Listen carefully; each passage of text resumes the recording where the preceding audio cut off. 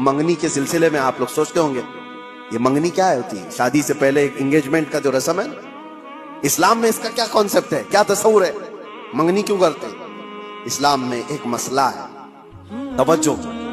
کوئی مال میں خریدنے کے لیے گیا، مثال کے طور پر ایک قالین مجھے خریدنی تھی، میں نے صاحب مال سے یعنی دکان والے سے اس کی قیمت لگائی، اس نے کہا یہ 1000 روپے کی۔ ابھی ہماری بات چیت چل رہی ہے، دوسرے صحابہ آئے اور انہوں نے اس کی بولی لگا دی۔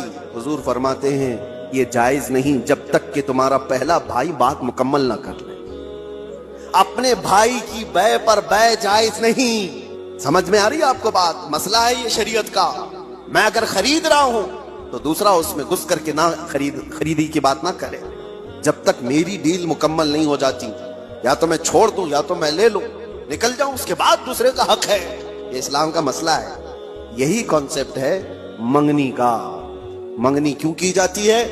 کسی لڑکی کو آپ نے دیکھا، پیغام نکاح بھیج دیا اور لڑکی نے قبول کر لیا، شادی ابھی نہیں ہوئی، اور یہ اعلان کیا جا رہا ہے، اللہ کے نبی صلی اللہ علیہ وسلم نے فرمایا تمہارے بھائی نے کسی لڑکی کو نکاح کا پیغام بھیج دیا ہے تو اپنے بھائی کے پیغام پر پھر کوئی دوسرا آدمی پیغام بھیج نہیں سکتا، حرام ہے اس کے لیے۔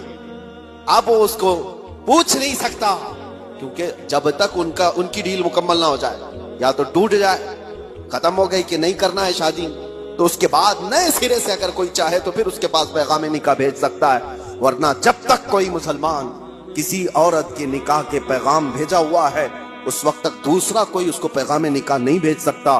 یہ ہے حقوق اسلام، اتنا زیادہ محفوظ رکھا گیا ہے۔ حیرت کی بات یہ ہے کہ مسلمان آج کم علم ہو گئے، جاہل ہو گئے، پڑھتے نہیں ہیں، ورنہ تمہارے دین میں اللہ تعالیٰ نے کوئی کمی نہیں رکھی، کوئی ایک ادنا سا شائبہ بھی نہیں ہے۔ یہ وہ دین ہے جس کی شروعات ہوتی ہے الف لام میم ذالک الکتاب لا ریب فیہ۔ یہ وہ عصمت والی کتاب ہے جس میں شک کی گنجائش ہی نہیں۔